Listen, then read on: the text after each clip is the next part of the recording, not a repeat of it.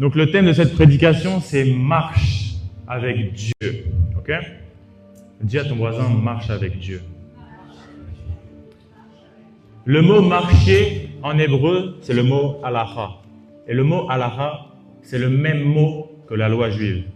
Donc si tu comprends bien, c'est-à-dire que marcher avec Dieu dans l'ancienne alliance, c'est obéir à la loi. C'est le même mot. Et aujourd'hui, dans la nouvelle alliance, pour marcher avec Dieu, il faut avoir le Saint-Esprit. Tu ne peux pas marcher avec Dieu si tu n'as pas le Saint-Esprit. Voilà pourquoi j'aime tellement le Saint-Esprit. Parce que peut-être que toi, tu ne connais pas forcément tous les commandements de Jésus, mais lui, il les connaît. Tu ne connais pas toute la Bible par cœur, mais le Saint-Esprit connaît toutes choses. Et c'est lui qui nous enseigne toutes choses.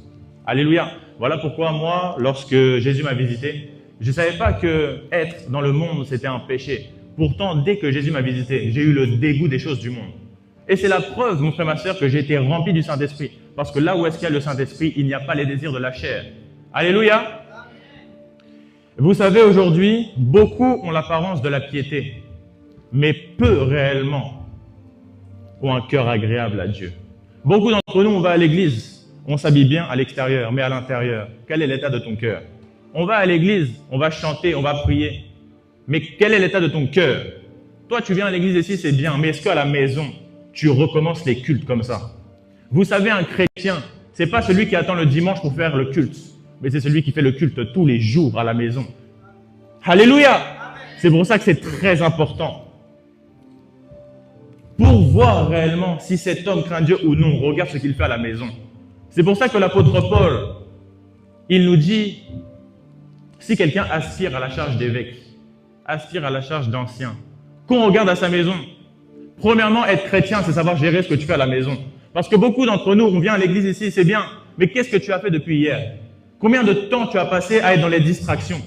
Alors que Dieu désire un homme, Dieu désire une femme qui va se lever pour la nation. Nous devons comprendre une chose, la Bible déclare en Ézéchiel 22:30 que Dieu, mon frère, ma soeur, Dieu de son trône, il recherche un homme qui se tient à la brèche, qui élève un mur pour prier pour sa nation. Ce que Dieu veut de toi, jeune que tu es, c'est que tu intercèdes pour la nation. Vous savez, on entend des guerres, des bruits de guerre, et on voit ça. La terre sainte d'Israël, il y a des guerres partout. Mais vous savez, il y a une chose qui peut arrêter tout cela, c'est la prière. On voit des guerres dans le monde, mais tu ne pries pas, tu auras des comptes à rendre à Dieu. Voilà pourquoi Jésus a dit, lorsqu'il est venu sur cette terre, il a dit, je ne suis pas venu pour être servi, mais pour servir. Tu dois être un intercesseur, jeune que tu es. Intercède pour ta famille, intercède pour ta nation, intercède. Sois un intercesseur, tu dois être un intercesseur. Un homme qui marche avec Dieu est un homme qui marche dans l'intercession. Alléluia! Donc comment est-ce que tu te comportes à la maison? Comment tu te comportes dans ta famille? Beaucoup d'entre nous, nous sommes chrétiens, mais on insulte même les gens de notre famille. Beaucoup d'entre nous, on est censé être la lumière du monde, mais tu es une occasion de chute. Lorsque personne te regarde, es-tu encore chrétien? Es-tu toujours chrétien lorsque la lumière n'est pas sur toi? Es-tu encore chrétien lorsque tu rentres à la maison après être allé à l'église? Sache que nous, on ne te voit pas faire tes péchés, mais il y en a un qui voit, c'est Jésus. Et à chaque fois que tu pêches dans le secret, tu attristes Jésus, tu lui fais du mal et tu fais pleurer Jésus. Alléluia. Et vous savez, la relation avec Jésus, quand tu marches avec Jésus, en réalité, mon frère, ce n'est pas une marche à sens unique. Ce n'est pas Dieu qui va tout faire, toi aussi tu dois te lever, mon frère, ma soeur. Voilà pourquoi dans tellement de versets dans la Bible, le Seigneur dit, lève-toi et va là-bas, lève-toi, fais ça. Mais tu ne peux pas aller là-bas si tu ne te lèves pas. Et tu dois comprendre, jeune que tu es, si tu es là, tu dois tellement bien comprendre que Dieu a réellement un plan sur ta vie. Je ne te parle pas d'un plan banal, mais je te parle d'un plan, mon frère, ma soeur. Tu peux rendre heureux le cœur de Dieu aujourd'hui. Tu dois rentrer dans ton appel. On avait vu au dernier programme l'appel de Dieu, mais là maintenant, on voit la marche avec Dieu. On a vu l'appel, maintenant tu dois rentrer dans ton appel. Tu dois rentrer dans ta destinée. C'est ça que Dieu veut. Et si tu es venu ici, c'est parce que Dieu va déverser des grâces sur ta vie. Tu vas ressentir différemment. Il ne faut pas que tu viennes à l'église, que tu ressors de la même manière. Non, ici c'est l'église de Dieu. C'est Yahweh Shammah ici. C'est-à-dire que si tu poses un pied, je prophétise que toi qui as posé un pied ici, je sais que tu vas ressortir différemment. Tu n'es pas venu ici pour regarder le prophète, mais tu es venu ici parce qu'il y a un Dieu qui est dans les cieux. Et ce Dieu-là, il veut réellement te changer. Il veut réellement t'impacter. Le Dieu d'Abraham, Isaac, Jacob, c'est lui qui est ici. Et je prophétise sur ta vie que tu ressors différemment de comment tu es rentré ici. Non, il y en a marre de venir à l'église de ne pas changer. Il y en a marre d'être dans la masturbation de ne pas changer. Mais je prie qu'aujourd'hui, les chaînes tombent. Ainsi parle l'Éternel. Oh, la Bible dit que l'Esprit du Seigneur est sur moi, car il m'a oint. Je prie qu'aujourd'hui, le Seigneur oigne ta tête et que ta coupe déborde. Que tu puisses voir une différence dans ta vie. Parce que tu as mis en pied ici, que tu le veuilles ou non, je t'arrache des ténèbres, je t'arrache des péchés. Même si tu ne voulais pas de force, je le fais au nom de Jésus. Alléluia. Gloire à Jésus. Il y a la présence de Dieu ici. Il y a un Dieu qui est là. Il s'appelle l'Éternel des armées. Vous savez, ici sur cette terre, quand tu as une relation avec quelqu'un et que tu fais que lui demander, la relation va se briser. Parce qu'avec Jésus, c'est pas seulement lui qui va donner, toi aussi tu dois lui donner. Alléluia. Vous savez, beaucoup d'entre nous, nous sommes devenus des michetots avec le Seigneur. Alléluia. On est devenus des michetots, on ne fait que demander, on est là avec Jésus par intérêt. Seigneur, je veux de l'argent. Seigneur, je veux ça. Mais est-ce que toi, tu fais ce que Dieu te demande? Nous sommes des michetots dans le corps du Christ. Arrêtons d'être des michetots. On est là par intérêt. Seigneur, je veux ça. Seigneur, je veux ça. Est-ce que toi-même, tu donnes ce que tu veux? Je ne parle pas d'offrande. Arrêtez de donner des offrandes sans donner vos cœurs. Ça ne sert à rien. Vous faites des prières longues pour l'apparence. Mais si ton cœur n'est pas là, ça ne sert à rien. Réfléchissez avant d'agir. Arrêtons les arts par intérêt. Ok? Dans la marche avec Dieu, Dieu veut qu'on devienne avant qu'on obtienne. C'est ça ce que beaucoup n'ont pas compris.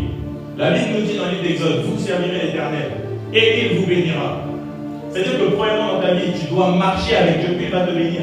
Beaucoup d'entre nous ont dit à Dieu, Seigneur, attends un petit peu, bénis-moi, donne-moi un travail, je vais faire ça pour toi. Or, ça ne marche pas comme ça. C'est pour ça que beaucoup de personnes échouent dans la marche avec Christ.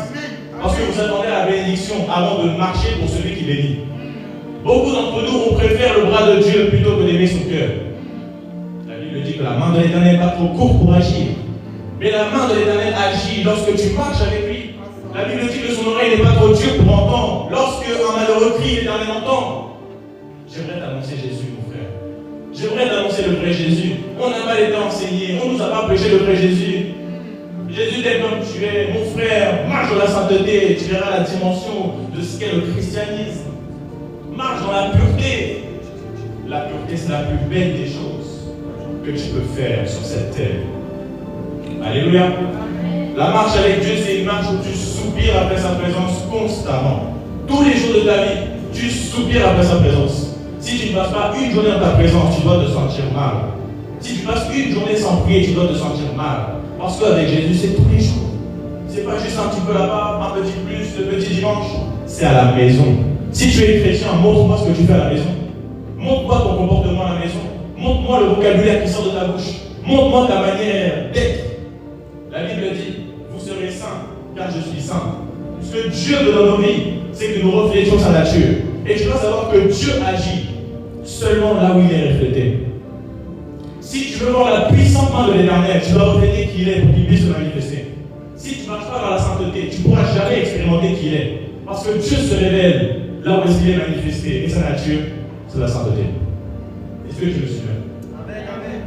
Si tu veux voir la puissante main de l'Éternel, marche dans la sainteté. Parce que quelqu'un qui marche dans la sainteté est en train de refléter Christ ici sur cette terre.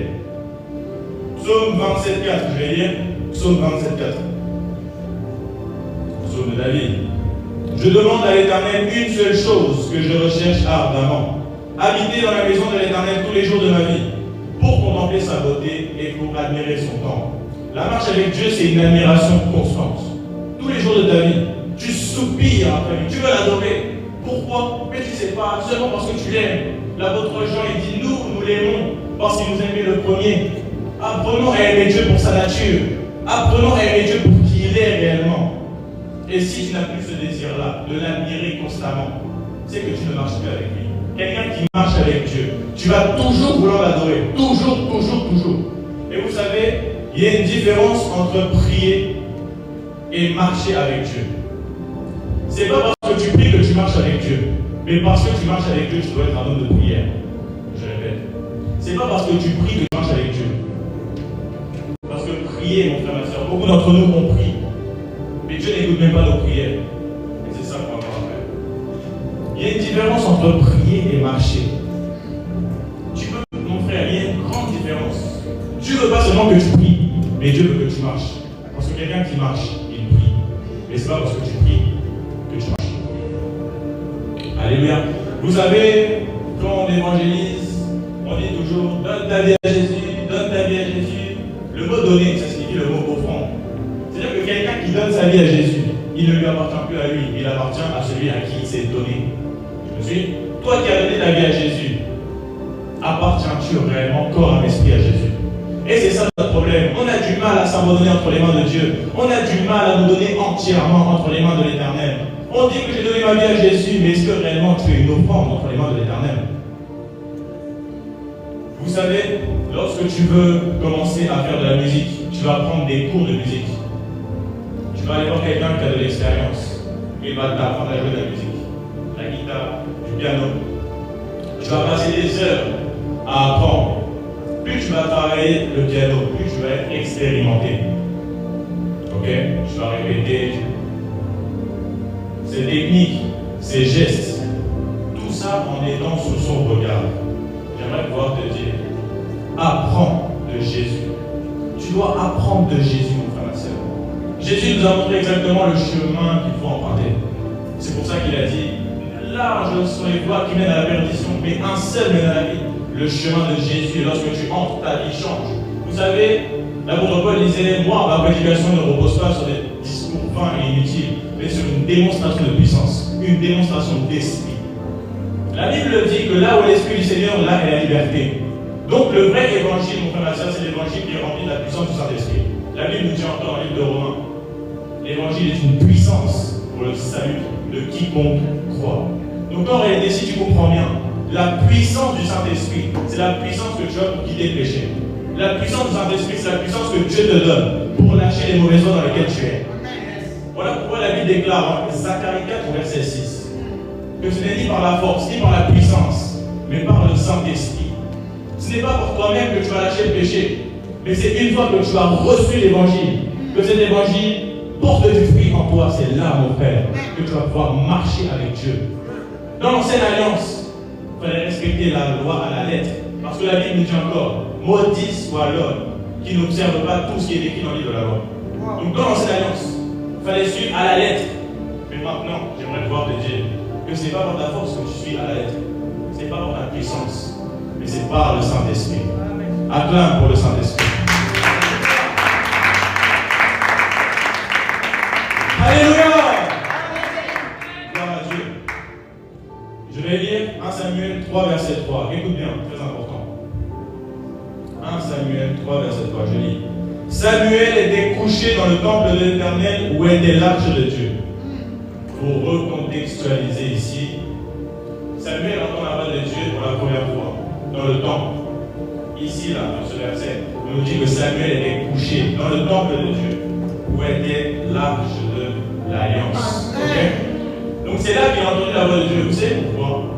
Parce qu'il était là où il y avait Dieu. Amen. Habakkuk a entendu la voix de Dieu parce qu'il était à son poste. Amen. La Bible nous dit qu'il veillait sur la tour. Mais c'est toi tu veilles. Tu peux entendre la voix de Dieu, mais ça demande de veiller et de tenir à ton poste. Entendre la voix de Dieu, c'est possible, oui. Mais pour cela, tu dois être là où Dieu te voit. Marcher avec Dieu, oui mon frère, tu vas pouvoir marcher avec Dieu seulement si tu lui obéis à tout ce qu'il va te dire.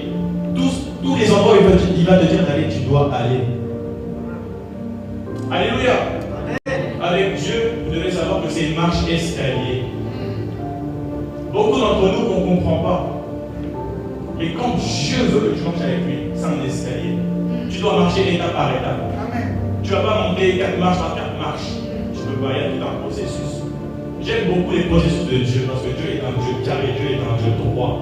Marcher avec Dieu, oui, c'est marche par marche, étape après étape, combat après combat, tu avances.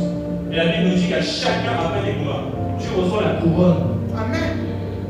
Alléluia. Amen. Et aujourd'hui, beaucoup ne marchent plus avec Dieu à cause de 3 choses. Premièrement, l'orgueil. Ah, regardez-moi, vous savez, je vais dire quelque chose. Moi, je suis sur TikTok parce que ainsi m'a parlé l'Éternel. Beaucoup de personnes aujourd'hui commencent à faire des vidéos, commencent à faire des choses sur TikTok pour se faire voir. Et vous devez savoir, frères et sœurs, on ne s'aventure pas n'importe comment, n'importe où. C'est très important que tu dises comprendre. Parce qu'aujourd'hui, il y a du désordre. Les gens ne marchent même pas avec Dieu. Et toi, tu fais des TikTok. Tu es en train d'égarer le peuple de Dieu. Et malheureusement, il y a la colère de Dieu sur toi. Parce que tu es en train de guider un peuple. Toi-même, tu es aveugle. Et vous allez tous trouver dans la fosse. Voilà pourquoi tu dois suivre l'homme que Dieu a bien écouté. Tu dois suivre l'église là où Dieu t'a mis. Moi, je suis à l'église Yahweh Shammah. Regarde, c'est beau, non? C'est beau. Yahweh Shammah, c'est beau. J'ai pris du temps à faire un beau cadran derrière comme ça. Ça m'a pris du temps.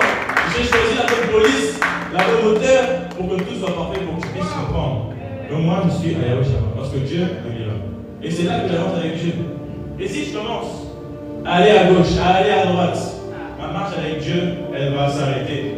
Je vais rester sur la même marche. Parce que Dieu nous a fait monter marche en marche. Et j'aimerais te dire, tu montes marche par marche, une fois que tu lui obéis, obéissons à l'Éternel. Alléluia. Amen. Donc, l'orgueil, premier point. Deuxième point, l'amour de l'argent.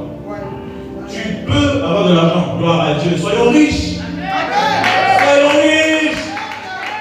Ah oui, t'inquiète pas, moi je veux de l'argent. On a besoin d'argent dans le corps du Christ. On a besoin, dis à ton voisin que tu as besoin d'argent. J'ai besoin d'argent. Dis à ton voisin, j'ai besoin d'argent. J'ai besoin d'argent, mais je n'aime pas l'argent. C'est ça qu'il faut comprendre. On a besoin d'argent pour des orphelinats, d'ailleurs, gloire à Dieu. C'est le Seigneur qui a déjà prévu de mettre ça ici pour que je puisse vous parler de l'orphelinat.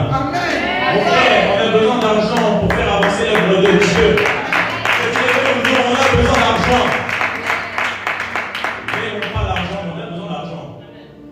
Ah, et troisième chose, impudicité. Ça, c'est les trois choses qui bloquent la voie de Dieu dans notre vie. Vous savez, ce qui est important de savoir, c'est pas comment entendre la voix de Dieu. Écoute bien ce que je veux dire. C'est pas comment entendre la voix de Dieu qui est important. C'est comment déboucher nos oreilles pour la réécouter. Parce que ce qu'on a perdu au jardin d'Éden, c'est la présence de Dieu, c'est sa voix. C'est ça qu'on a perdu. Vous savez, jardin d'Éden, ça signifie jardin de délices. Parce que le bonheur de l'homme se trouve en Éden. Et Éden, c'est Christ. Revenons à Jésus pour être dans le bonheur. On a perdu le jardin d'Éden, mais bonne nouvelle, Dieu nous a donné Jésus. Amen.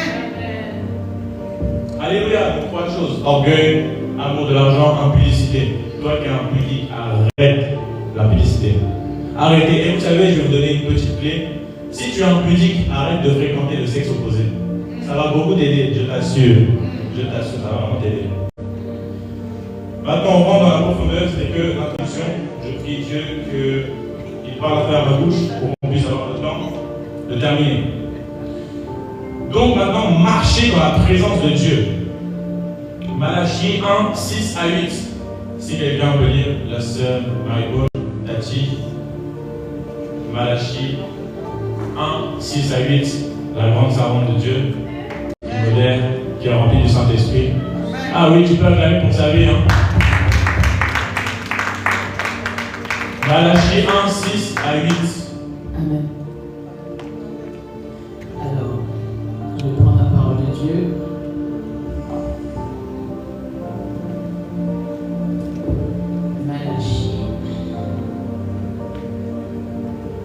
Malachie 1, 6 à 8.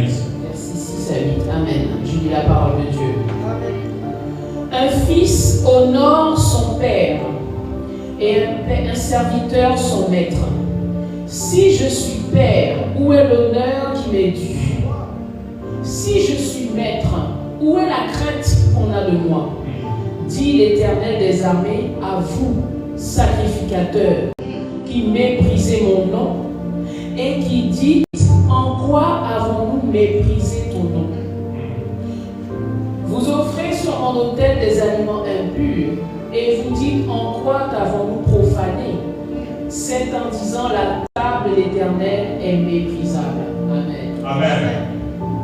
Donc là, le Seigneur est en train de dire: vous ne considérez pas. Toi, tu offres un sacrifice comme ça à moi, Éternel. Mais est-ce que tu oserais présenter ce sacrifice à ton roi? Vous méprisez, dit l'Éternel.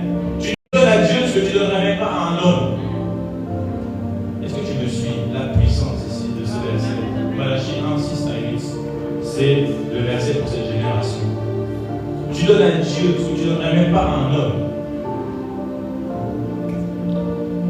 Tu dis qu'il est ton père, mais tu ne l'honores même pas comme étant ton père. Dieu est-il réellement ton père? Un père mérite l'honneur. Honores-tu réellement ton père qui est dans les cieux? Hein? Et vous savez, quand Dieu devient une habitude, l'honneur disparaît. Voilà pourquoi ne vous habituez pas à la présence de Dieu. Vous savez, nous chrétiens, on s'habitue trop. C'est pour ça qu'on se lasse. Tout le monde va se lasser d'une habitude. Voilà pourquoi ne faites pas de la présence de Dieu une habitude. Et vous savez, la Bible dit cela. Faites en tout temps des prières, des supplications, des actions de grâce par l'Esprit avec un grand E. C'est-à-dire que ta prière, quand elle n'est pas conduite par le Saint-Esprit, c'est une prière dans laquelle tu vas te lasser. Tu te lasses de Dieu tout simplement parce que tu ne pries pas selon l'Esprit. Tu pries toujours de la même manière, mon frère, sois conduit par le Saint-Esprit quand tu pries. Et vous savez, lorsque Jésus était à Gethsémani, ses disciples étaient en train de dormir. Chaque fois, ils venaient le voir. Hey, vous êtes endormis. Vous n'avez pas pu veiller une heure. Mais à ce moment-là, le Saint-Esprit n'était pas encore descendu. Et Jésus leur dit, vous n'arrivez pas à prier une heure.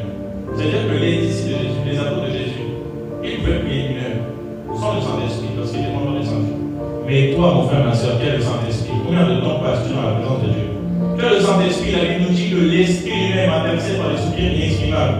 Dans notre faiblesse, il est là, il nous aide, il donne des sujets de prière. Mais toi, tu n'arrives pas à prier une heure. Voilà pourquoi cette génération ne verra jamais rien tant qu'on ne va pas se lever dans la prière. Tu dois savoir, ne prie pas pour être dans la compétition. Ah, j'ai prié plus que toi. Ah, j'ai prié plus, j'ai prié plus, j'ai prié plus. On ne prie pas pour prier plus que les autres. Mais on prie parce que le Saint-Esprit nous donne une soif de la prière. La question que tu dois te poser, c'est as-tu la soif de la prière? Un homme qui marche avec Dieu, c'est un homme qui a soif de la prière. Tu te lèves, tu pries. Matin, tu pries. Midi, tu pries. Soir, tu pries. Un homme qui marche avec Dieu est un homme qui a le désir de prier. Pourquoi? Mais parce que tu as le Saint-Esprit. Et le Saint-Esprit aime les choses de Dieu. La Bible nous dit dans le livre de Colossiens, affectionnez-vous aux choses d'en haut, non à celles qui sont sur la terre. Le Saint-Esprit va te donner le goût pour les affaires du ciel. Le Saint-Esprit va te donner le goût pour jeûner. Toi, tu es chrétien, tu ne jeûnes pas. Et tu es réellement chrétien. Un chrétien est quelqu'un qui jeûne. Jeûne. Je parle là, un jeune qui jeûne. Alléluia. Amen.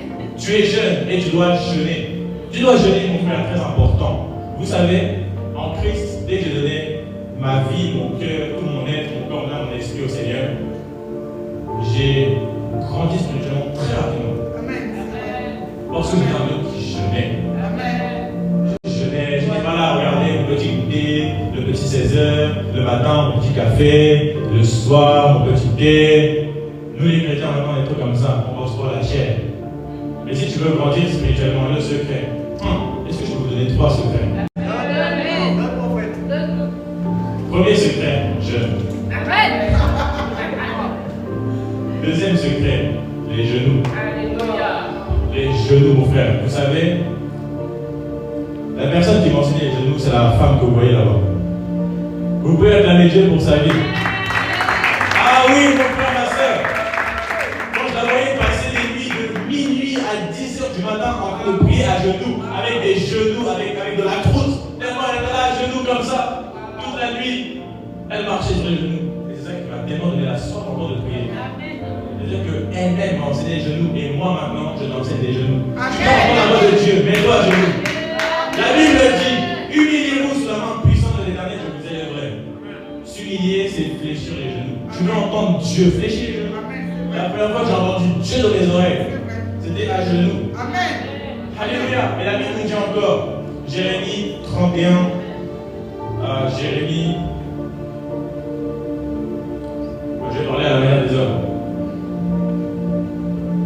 La maison du potier, c'est quelle personne?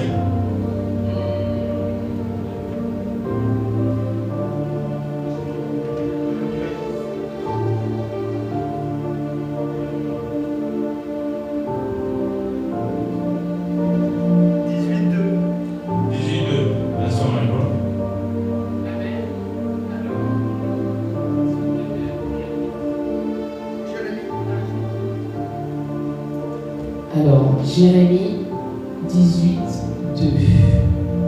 Je vais lire la parole de Dieu. Lève-toi et descends dans la maison du potier.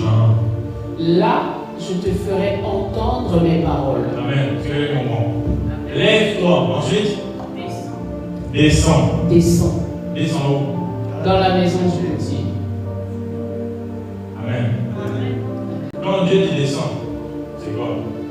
C'est les genoux. Parce que la maison du potier commence quand tu te mets à genoux. Et quand tu entres dans la maison du potier, une fois que tu t'es mis à genoux, c'est là que Dieu va te faire entendre sa voix. Amen. Amen. Là, je te ferai entendre mes paroles. Amen. C'est dans la maison du potier que Dieu fait entendre sa voix. Et pour entrer dans la maison du potier, mets-toi à genoux. Moi, je te donne la clé. Première clé, c'était quoi? Le jeûne. Amen. Alléluia. Deuxième clé, les genoux. Amen. Et la troisième clé, c'est l'adoration. Nous sommes une génération qui adore plus Dieu. Vous savez, adorer, c'est pas la bouche, ni le cœur. Hein? C'est ni la bouche ni le cœur. L'adoration, c'est ta vie. C'est pas seulement le cœur, l'adoration. Non. C'est ta vie. Tu dois adorer Dieu par ta vie, ta manière de marcher, ta manière de fonctionner, ta manière de réfléchir, ta manière de penser. C'est ça, mon frère. Donne-toi à Dieu entièrement. Ok? Alléluia. AG 1. AG 1. Versets 1 à 11. Écoutons la parole de l'Éternel. AG 1. Versets 1 à 11. Amen. La seconde année du roi Darius, le premier jour du 6e mois, la parole de l'Éternel fut adressée par Agé, le prophète, à Zorobabel, fils de Shealtiel, gouverneur de Juda, et à Josué, fils de Josatzak, le souverain sacrificateur, en ces mots. Ainsi parle l'Éternel des armées. Ce peuple dit, le temps n'est pas venu. Le temps de rebâtir la maison de l'Éternel. C'est pourquoi la parole de l'Éternel leur fut adressée par Agé, le prophète, en ces mots. Est-ce le temps pour vous d'habiter vos demeures lambrissées, quand cette maison est détruite? Ainsi parle maintenant l'Éternel des armées. Considérez attentivement vos voies. Vous semez beaucoup et vous recueillez peu. Vous mangez et vous n'êtes pas rassasiés. Vous buvez et vous n'êtes pas désaltérés. Vous êtes vêtus et vous n'avez pas chaud. Le salaire de celui qui est à gage tombe dans un sac percé. Ainsi parle l'Éternel des armées. Considérez attentivement vos voies. Montez sur la montagne, apportez du bois et bâtissez la maison. J'en aurai de la joie et je serai glorifié, dit l'Éternel. Vous comptiez sur beaucoup et voici vous avez peu. Vous l'avez rentré chez vous, mais j'ai soufflé dessus. Pourquoi, dit l'Éternel des armées? À cause de ma maison qui est détruite. Tandis que vous vous empressez, chacun dans sa maison. C'est pourquoi les cieux vous ont refusé la rosée et la terre a refusé ses produits. J'ai appelé la sécheresse sur le pays, sur les montagnes, sur le blé, sur le mou, sur l'huile, sur ceux que la terre peut rapporter, sur les hommes et sur les bêtes, et sur tout le travail des mains. Amen. Donc, si on a bien compris, ici le peuple était en train de bâtir leur propre maison. Le peuple était en train de s'occuper de leurs propres affaires. Et Dieu dit, vous allez semer, vous n'allez pas récolter. Vous allez manger, vous n'êtes pas rassasiés. Vous êtes vêtus, mais vous avez toujours froid. Pourquoi? Ici, Dieu lui dit, parce que vous n'avez pas considéré mes voies. Vous vous occupez de vos affaires sans vous occuper de mes propres affaires. C'est pour ça que tout ce que vous faites, vous n'avancez pas. Le problème de cette génération triste, c'est qu'on fait des choses qu'on n'avance pas, parce qu'on ne considère pas Dieu dans nos voies. La Bible nous dit dans le livre de Proverbes, remonte ton sort à l'Éternel, et il te confie pas sur ta propre sagesse. Ne te confie pas sur ta propre intelligence. Mais confie-toi en l'Éternel. Et il aplanira tes voies. Ici, le Seigneur nous dit la même chose. Agé 1, verset 1 à 11. C'est ce que Dieu nous dit aujourd'hui. Considérez mes voies. Vous faites des choses, mais vous n'avancez pas parce que je ne suis pas dans vos choses. Et le Seigneur dit, allez, rebaptisez ma maison. C'est ce que Dieu nous dit aujourd'hui. Allez, considérez mes voies.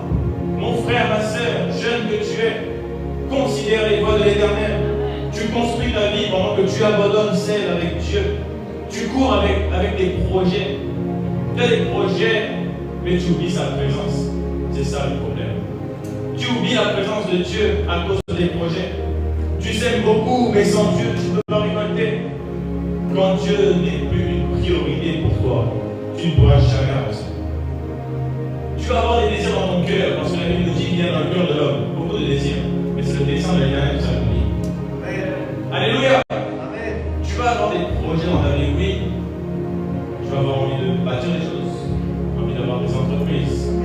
Comme la servante de Dieu l'a dit, servante Marie-Paul nous disait tout à l'heure, le Saint-Esprit lui mettait à cœur de dire, oui, tu es jeune, mais tu peux avoir des entreprises. Tu es jeune. Il faut que le monde sache que oui, il y a des entrepreneurs chrétiens.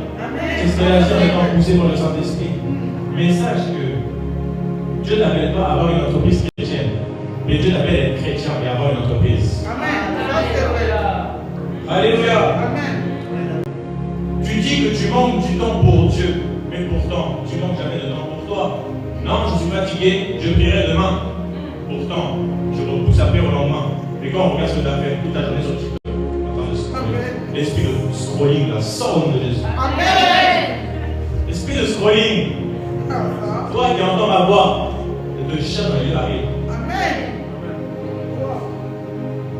Tu manques du temps pour Dieu. Tu repousses toujours les affaires de Dieu au lendemain. C'est pour ça que tu as dit bloqué, que tu n'avances pas. Ici, là, le Seigneur dit, ma maison à moi, là. Qu'est-ce que vous en faites dans la maison, là? Mon temple, ma maison, là où j'habite. Vous ne vous occupez pas, pourtant vous occupez de ta vie, t'occupes de ta famille, t'occupes de ton conjoint, mais les affaires de Dieu, tu t'en occupes pas.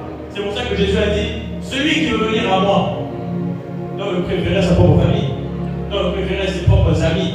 Tu dois être prêt à tout perdre pour Jésus. Lorsque tu vois l'apôtre Pierre, il a lâché sa femme pendant plusieurs années pour suivre Jésus. Quand tu vois l'apôtre Paul, lui, il a tout lâché. Et c'est ça, mon frère, ma soeur, après nous sommes appelés à lâcher notre propre vie. Et maintenant, accepter la vie de Christ et marcher selon sa vie, marcher selon ses principes, marcher selon ses halakha, en hébreu, la loi. C'est ça, c'est le même mot. Marcher et la loi, c'est le même mot. Parce que pour marcher, tu dois suivre la loi. Mais la bonne nouvelle, c'est que le Saint-Esprit qui nous pousse. La Bible dit que c'est poussé par l'Esprit que les hommes ont parlé de la part de Dieu. Tu dois être poussé par le Saint-Esprit partout où tu passes. Même tes paroles.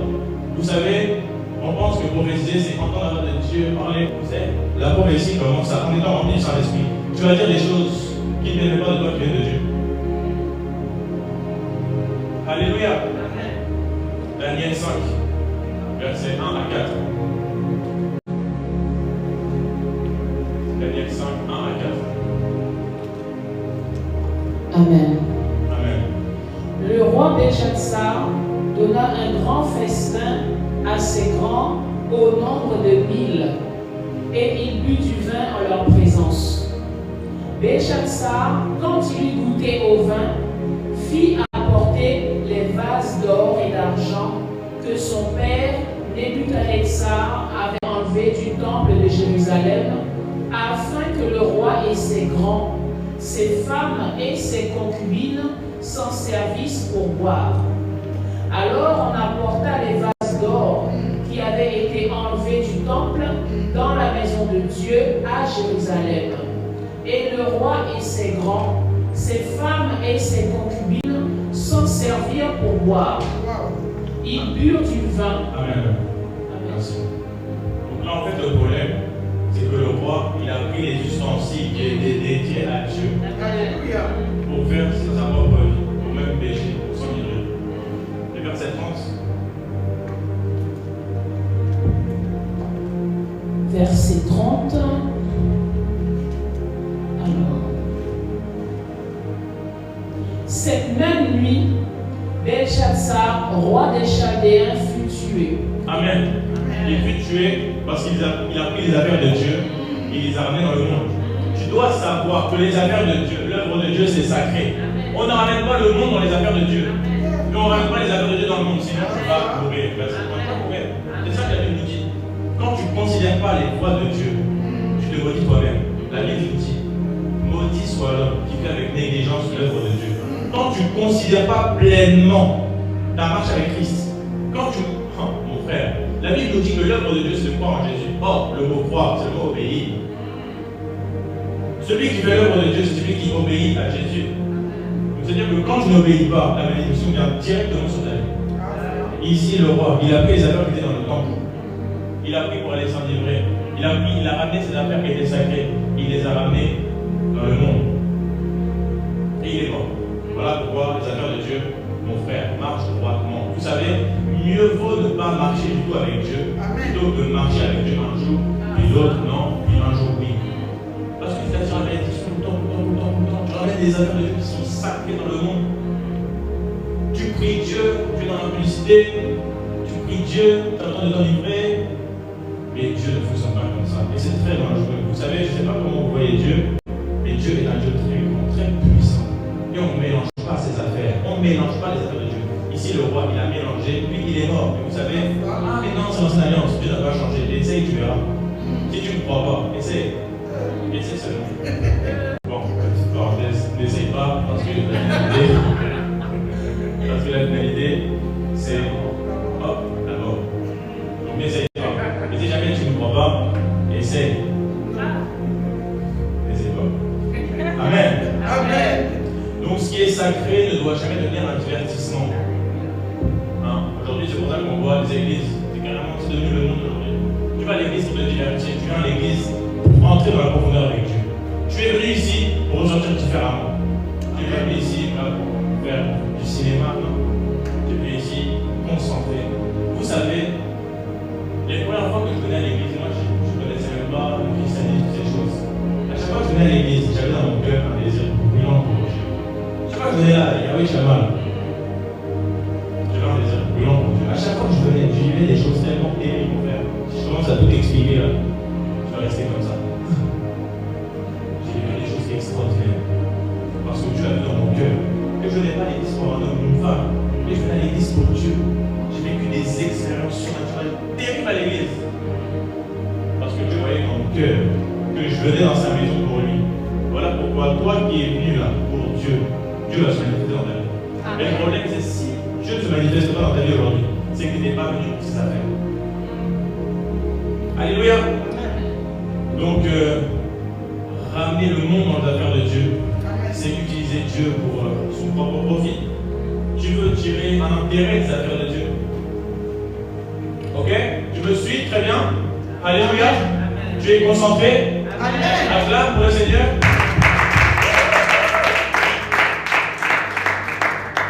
Je vais aller un peu plus vite. Donc tout ce qui concerne l'œuvre de Dieu, tu dois toujours considérer tout. La prière considère. Même quand tu es à l'église, moi je ne comprends pas les gens qui viennent à l'église. Tu es là, tu es sur TikTok à l'église. C'est ce que j'ai vu, mon frère, je suis à l'église. Quand tu es à l'église, tu vas même te mettre dans ta vie, mon frère, tu vas te lever. Ah, tu pries Dieu, tu cherches Dieu pour prier. Alléluia. La Bible nous dit, je vais lire 1 Roi 6 au verset 7. Lorsqu'on bâtit la maison, on se servit de pierres toutes taillées, et ni marteau, ni hache, ni aucun instrument de fer ne furent entendus dans la maison pendant qu'on la construisait. Quelqu'un a compris? C'est-à-dire que pour construire le temple de Dieu, Dieu ne voulait pas qu'il y ait du bruit dans ce temple. Tu me suis? C'est-à-dire que cette salle-là, si ça mettait le temps, tout ce qu'on aurait dû construire, il n'aurait pas fallu que ça fasse du bruit. On aurait dû sortir de la ville, aller loin. Construire là-bas et revenir ici poser. Pourquoi? Parce que Dieu n'aime pas le bruit. La Bible nous dit en 1 Roi 19. Et il y a eu le vent. Dieu n'est pas dans le vent. Et il y a eu la tempête. Dieu n'était pas dans la tempête. Il y a eu le tourbillon. Dieu n'était pas dans le tourbillon. Mais le petit murmure est paisible. C'est là où était Dieu. Dieu n'aime pas le bruit. Aujourd'hui, ce qu'on voit, c'est du bruit dans les églises. Les gens aujourd'hui, ils vont sur la chair pour régler leurs soucis. Dès qu'il y a un problème, tu vas sur la chair. Ah! La chair n'est pas un ring. Alléluia. Alléluia. Donc Dieu n'aime pas le bruit. Dis à ton voisin, Dieu n'aime pas le bruit. Dieu n'aime pas le bruit. Alléluia. Donc on voit ici que pour construire le temple, les pierres, tout, il fallait sortir de la ville, aller loin. Construire, puis tu revenais dans la ville. Et c'est là que tu mettais la pierre sur l'autre. Ça ne fait pas de bruit. Mais si tu prends des marteaux, ça fait du bruit. Et sache que c'est pareil aujourd'hui. Le temple de Dieu, c'est ta vie. C'est-à-dire que Dieu, dans ta vie, il ne veut pas qu'il y ait du bruit. Le bruit dans nos vies, c'est quoi? C'est la distraction. Tu n'arrives pas à prier parce qu'il y a trop de bruit. Tu dois savoir que le bruit, c'est pas ce que tu entends dans les oreilles, mais c'est dans ta vie. Tu peux entendre beaucoup de bruit, mais tu peux prier. Tu rentres en toi-même. La Bible nous dit en Sophonie 2 au verset 1, rentrez en vous-même, examinez vous-même. Et l'apôtre Paul encore, il nous révèle cette chose dans le livre de 2 Corinthiens. Entrez en vous-même, examinez-vous vous-même pour savoir si vous êtes toujours dans la foi. Quand tu n'arrives pas à prier, c'est qu'il y a trop de bruit, pas du bruit physique, mais du bruit des distractions. Le bruit des distractions, mon frère. C'est pour ça qu'on ne peut pas entendre la voix de Dieu, parce qu'on est dans la distraction. Il y a trop de bruit, trop de brouhaha, et Dieu n'aime pas ça. Dieu se retire. Dieu peut se retirer de ta vie parce qu'il y a trop de brouillard dans ta vie. Alléluia. Le bruit des distractions, le bruit des réseaux sociaux, le bruit du péché, le péché que tu tolères, le petit péché mignon. Mais non, ça va, toute la semaine, je ne suis pas pris dans la publicité, ça va, je peux faire un excès de table. On n'achète pas Dieu avec le péché. Seigneur, regarde, j'ai pas péché cette semaine, alors aujourd'hui je pêche. Je vais rien avec Dieu. Parce que vous savez, la sainteté, c'est pas toi qui décides de ne pas pécher. C'est toi qui ne pêches pas. Je ne dis pas que tu ne vas jamais tomber, non, parce que la Bible nous dit, juste de ton bas. La Bible nous dit encore, que toute personne qui se dit sans péché fait déjà un menteur. Donc la sainteté, c'est pas réfléchir à ne pas pécher. La sainteté, c'est ne plus réfléchir à ce péché-là. Est-ce que je parle à une personne? Alléluia. Ésaïe 1:12, je lis, on va aller vite. Quand vous venez vous présenter devant moi, qui vous demande de venir souiller mes parvis? Je dois savoir que quand tu t'approches de Dieu avec du bruit, Dieu n'aime pas. Dieu te dit, mais qu'est-ce que Dieu peut faire dans ma présence? Qui t'a demandé de venir souiller mes parvis? Toi, tu te présentes devant moi. Toi qui suis un Dieu saint, tu viens te présenter devant moi avec le bruit. Moi, je n'aime pas le bruit. Qui t'a demandé de venir? Qui t'a demandé de venir prier avec toutes ces pensées-là que moi, je n'aime pas, moi, éternel? Voilà pourquoi il a dit, je pense que c'est un de mes versets préférés dans le livre de Lévitique, qui dit, vous serez saints car je suis saint. Et l'apôtre Pierre reprend encore cela. Il est écrit, vous serez saints car moi, je suis saint éternel. C'est-à-dire que si tu veux que Dieu entende ta prière, tu dois marcher dans la sainteté. Et dans la sainteté, il n'y a pas du bruit. Alléluia, est-ce que tu me suis très bien? Il dit au verset 13 de Ésaïe 1, cessez d'apporter de vaines offrandes, j'en ai en horreur, l'encens, les nouvelles lunes, les sabbats et les assemblées. Je ne puis voir le crime s'associer aux solennités. Okay? Les offrandes que le peuple apportait, c'est les offrandes que Dieu avait demandées. Non. Les sabbats, les nouvelles lunes, c'est Dieu qui avait demandé tout ça. Pourtant il dit, j'en ai marre. Est-ce que Dieu se contredit? Non.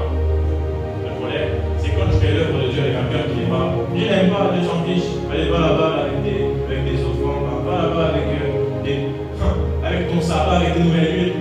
Parce que Dieu veut qu'on se sacrifie pour lui une fois qu'on est dans l'obéissance. La Bible nous dit 1 Samuel 15, 22, c'est un verset que vous connaissez tous. Mais j'ai l'impression qu'on connaît tous la deuxième partie du verset. Écoutons la première. 1 Samuel 15, 22. L'Éternel trouve-t-il du plaisir dans les holocaustes et les sacrifices, comme dans l'obéissance à la voix de l'Éternel? Tu vois, là c'est une comparaison. Dieu préfère qu'on obéisse à sa voix plutôt qu'on se sacrifie pour lui. Mais ce que nous, on n'a pas compris, c'est qu'on se sacrifie. Seigneur, regarde, j'ai jeûné. Seigneur, regarde, je suis privé d'aliments. Mais or, tu n'es pas dans l'obéissance. Ton sacrifice, ça vaut que dalle, ça vaut zéro. Voilà pourquoi arrêter de te sacrifier devant Dieu tant que tu ne marches pas dans l'obéissance. Parce que Dieu ne regarde même pas tes sacrifices. Alléluia. Lévitique 10, 1, 2, je vais lire. Nadab et Abihu, fils d'Aaron, prirent chacun son encensoir, mirent du feu dessus, y posèrent de l'encens et offrirent devant l'Éternel un feu qui lui était étranger. Et il sortit un feu de devant l'Éternel qui les dévora et ils moururent devant l'Éternel. Ok? Alléluia. Amen. Donc ici, mon frère, ma soeur, Nadab et Abihu, qui sont les fils d'Aaron, ont présenté un sacrifice à l'Éternel. Et qu'est-ce qui s'est passé? Ils sont morts. Parce que c'est un sacrifice qui n'était pas agréable à Dieu. Beaucoup d'entre nous aujourd'hui, on propose des sacrifices à Dieu, on lui offre des sacrifices. Or, ça ne lui est pas agréable. Et quand tu fais à Dieu quelque chose qui n'est pas agréable, tu vas mourir. Ça, on pense qu'on voit ici. Et Dieu n'a pas changé. C'est pour ça que beaucoup d'entre nous aujourd'hui, on est dans la tristesse. On n'arrive pas à être épanoui dans notre marche avec Dieu parce que tu fais ce qu'il ne t'a pas demandé. Ok? Parce que pour entrer dans la présence de Dieu, c'est tout un processus. Ok? Et ici, Nadab et Abihu n'avaient pas respecté le processus pour entrer dans la présence de Dieu. Et aujourd'hui, le processus qu'on ne respecte pas, c'est entrer dans la présence de Dieu avec un cœur mauvais. Entrer dans la présence de Dieu avec des pensées mauvaises, préméditer le mal. Toi, tu viens à l'église, mais tu n'arrives pas à aimer ton prochain. Ah non, cette personne, je n'aime pas. Cette personne est moche, cette personne est bizarre, cette personne est animale. C'est pour ça que nous sommes trouvés tellement pas des chrétiens heureux pour nous. Quand Dieu voit les chrétiens aujourd'hui, c'est même pire que des païens. Toi, tu viens à l'église n'importe comment.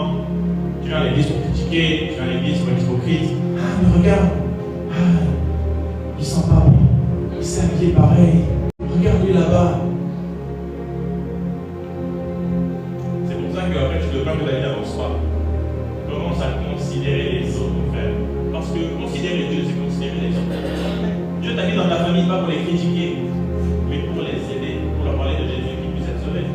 Mais toi, non. Ah, ma famille, ah non. C'est pour ça que beaucoup de nous, chrétiens, on est en abomination devant Dieu. La Bible nous dit encore, celui qui ferme son oreille pour ne plus écouter la loi, sa prière même est une abomination. Beaucoup d'entre nous ont pris en étant en abomination parce que tu ne considères plus Dieu, tu ne considères plus sa parole. Alléluia. La Bible nous dit, mes brebis entendent ma voix et mes brebis me suivent. Jean 10, 27. Le mot entendre, c'est le mot shama en hébreu. Ce n'est pas le même shama ici. Là, c'est le shama qui signifie ici. Le shama ici, c'est le shama de la présence de Dieu manifeste parmi son peuple. Lorsque Salomon a terminé de construire le temple, la gloire de Dieu, shama, l'éternel, dès ici, s'est manifesté. Ok? Et il y a le mot shama qui signifie entendre. Ok? Et ce mot-là, ce mot shama, en hébreu, c'est le même mot pour dire obéir. C'est-à-dire que quand Dieu veut que tu entendes, Dieu veut que tu obéisses. Et c'est aussi le même mot qu'écouter. C'est pour ça que si tu veux entendre la voix de Dieu, tu dois lui obéir. Si tu veux écouter la voix de Dieu, tu dois lui obéir. C'est le même mot partout. Tu me suis? Amen. Alléluia. Daniel 1,8, ma soeur. Daniel 1,8. Est-ce qu'on comprend bien? Amen. Daniel 1, verset Daniel 1,8. Daniel résolut de ne pas se souiller par les mets du roi et par le vin dont le roi buvait. Et il pria le chef des eunuques de ne pas l'obliger à se souiller. Amen. Amen. Donc ici, la Bible nous dit Daniel résolut. C'est-à-dire que Daniel a pris une résolution. Daniel a pris une résolution. Quelles sont les résolutions, mon frère, ma soeur? La Bible nous dit en Jacques 1, 27 que la religion pure et sans tâche devant Dieu consiste à visiter les veuves et les orphelins dans leurs afflictions et à se préserver des souillures du monde. C'est-à-dire que la religion que Dieu tolère, que Dieu agrée, Dieu de son trône sur cette terre, c'est celui qui va avoir dans son cœur une résolution de se préserver. Daniel ici, il a résolu dans son cœur de ne pas se soumettre aux lois et aux ordonnances du roi. Et quand tu vas lire de Daniel, tu vois que Daniel a été terriblement utilisé. Encore aujourd'hui, on parle du livre de Daniel. Encore aujourd'hui, on parle de l'absolion. Daniel de l'absolion, on en parle encore aujourd'hui parce qu'il avait obéi. Mais sache que Daniel, mon frère, tu dois te faire pour cela. Daniel, s'il avait pris le vin que le roi lui avait ordonné de prendre, s'il avait pris, on n'aurait jamais parlé de Daniel. Ah oui, mon frère. C'est pour ça que la Bible nous dit beaucoup d'appelés, mais peu d'élus. Daniel est dans l'appelé. Mais il a décidé, il a résolu dans son cœur de ne pas se soumettre aux lois et aux ordonnances.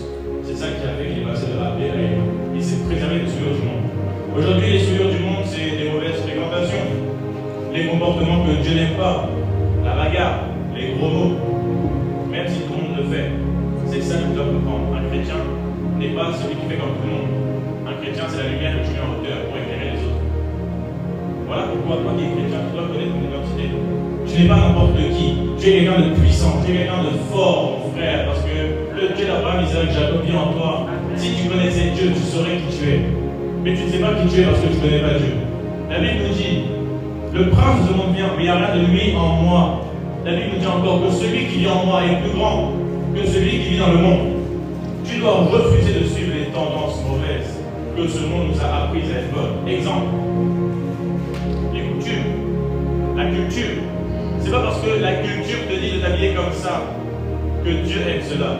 La culture dans le livre de Daniel, c'était de se soumettre aux lois et aux ordonnances du roi. Et il ne s'est pas soumis. Et Dieu l'a élevé. Tu me suis? On va parler de Joseph rapidement. Joseph, dans le livre de Genèse, au chapitre 39, la Bible nous parle de Joseph. Il a été tenté par la femme de Potiphar. Mais il a totalement refusé de pécher. Ok, je ne connais pas la petite histoire. La femme de Potiphar, elle trouvait beau Joseph.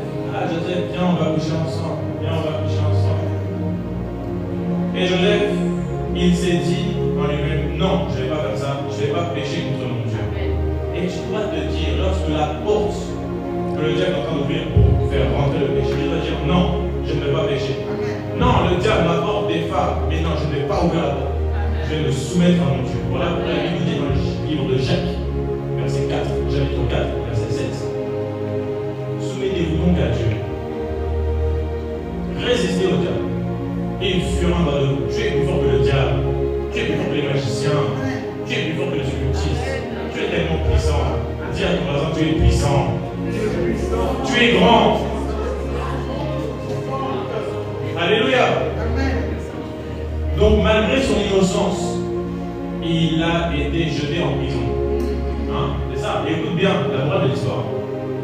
C'est que quand la porte du péché s'ouvre, tu vas toujours trouver un petit bénéfice. Ah oui, ça me fait bien, je vais bien aimer, etc. Or, quand tu te soumets toujours à Dieu, la Bible nous dit, toute chose nous provient de ce qu'est Dieu. Donc quand tu aimes Dieu, tout ce qui va t'arriver va concourir à ton bien. Quand tu refuses un péché, mon frère, c'est mon puissant, écoute bien.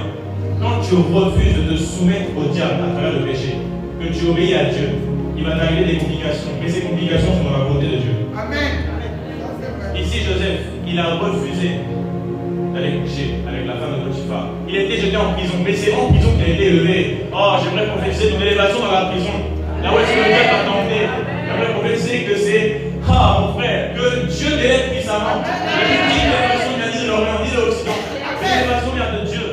J'aimerais pouvoir proclamer sur ta vie que la prison dans laquelle tu as été amené, le Seigneur Dieu des armées puisse t'élever. Alléluia.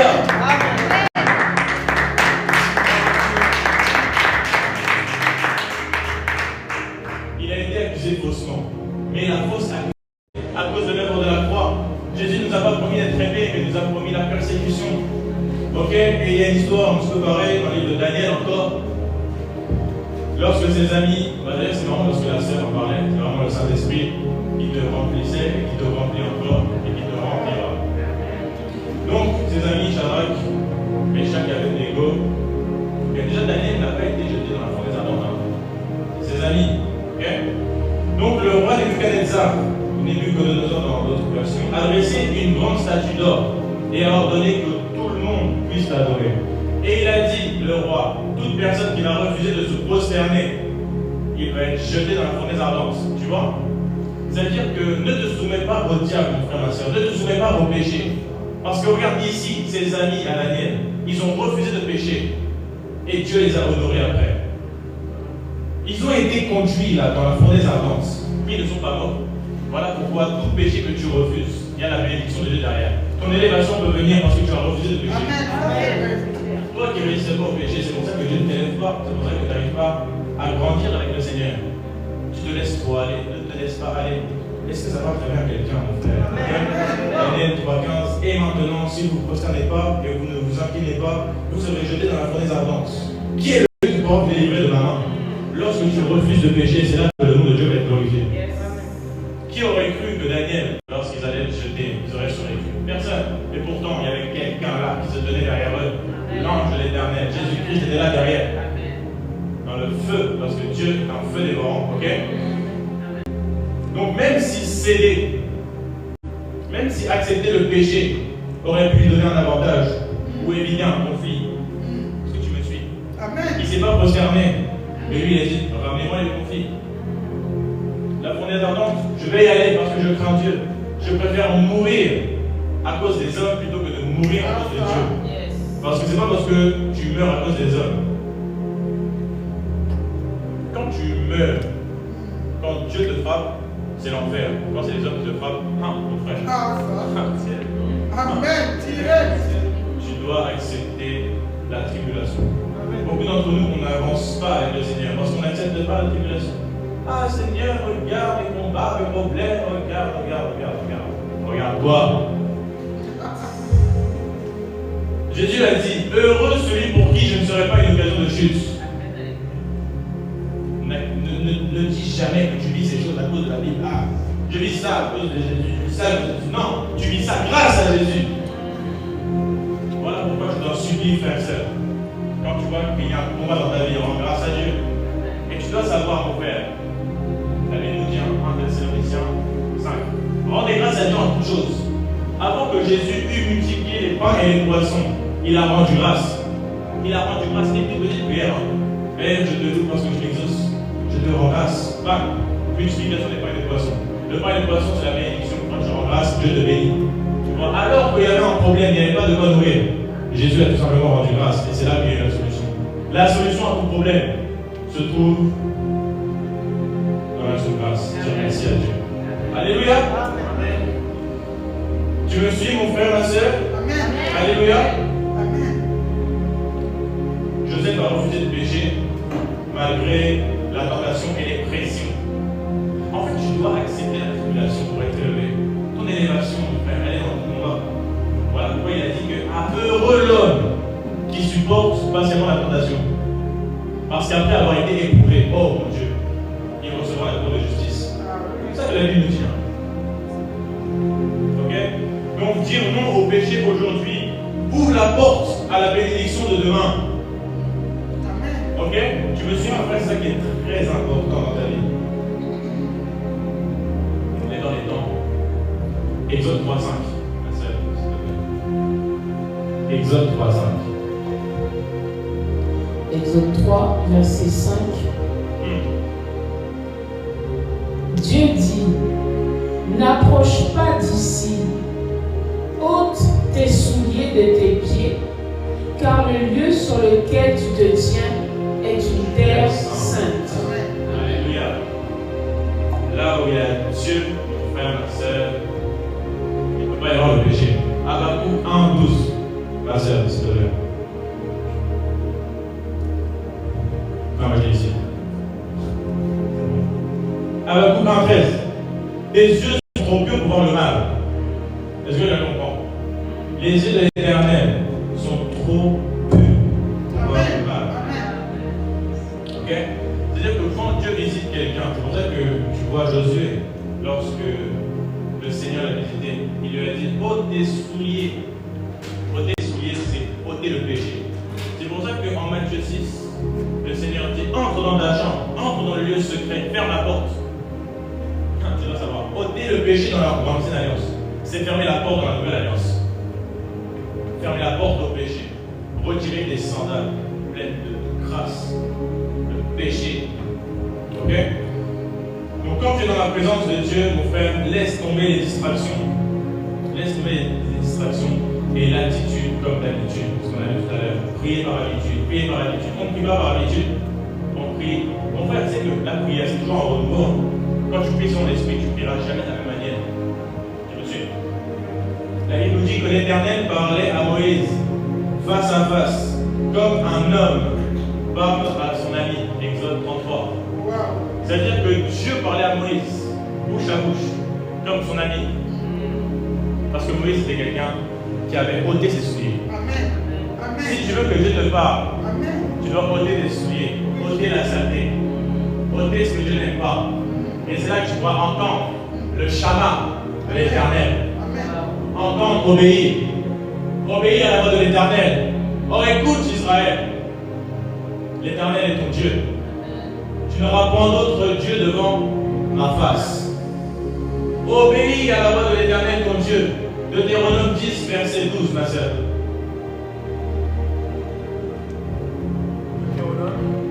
Deutéronome 10, verset 12. Amen. Deutéronome 10, 12. Après, on va prier. Verset 12. Maintenant, Israël, que demande de toi l'Éternel ton Dieu, si ce n'est que tu craignes l'Éternel, ton Dieu, Amen, afin que de marcher dans toutes ses voies, d'aimer et de servir l'Éternel ton Dieu de tout ton cœur et de toute ton âme. On recommence. Verset 12, on recommence. Amen. Maintenant, Israël, que demande de toi l'Éternel? Encore. Maintenant, Israël, que demande de toi l'Éternel, ton Dieu, si ce n'est que tu craignes l'Éternel, ton Dieu, afin de marcher dans toutes ses voies, d'aimer et de servir l'Éternel, craindre, aimer, servir, encore. ton Dieu de tout ton cœur, de toute ton âme. Amen. Amen. Donc Dieu n'est pas compliqué, Dieu ne demande pas des milliards et des milliards de choses. Mais Dieu nous demande de le craindre, de l'aimer, de le servir et de le respecter. C'est tout ce que Dieu te demande, c'est pas compliqué. La marche avec Christ n'est pas compliquée, c'est toi qui la rends compliquée. Parce que tu ne te soumets pas à Dieu. Alléluia. Amen. Donc pour clôturer ce message, on finit dans les temps. On va t'apprendre gloire à Dieu. J'avais peur d'être trop long, mais Dieu nous a fait grâce. Donc pour bien comprendre, mon frère, ma soeur, pour clôturer, tu dois marcher avec Dieu. Amen. Vous savez, Église Yahweh Shammah, c'est pas une église, c'est Dieu. Amen. Yahweh Shammah, l'Éternel est ici. Amen. Et j'aimerais pouvoir te dire que Dieu est là. Amen. Amen. Dieu est là. On va Amen. prier. La puissance de Dieu va te faire. Amen. Le ciel va s'ouvrir. Amen. La colonne va descendre. La colonne va descendre. Amen. La colonne va descendre. La gloire va descendre. Amen. Mon frère, est-ce que ce message t'a trouvé? Amen.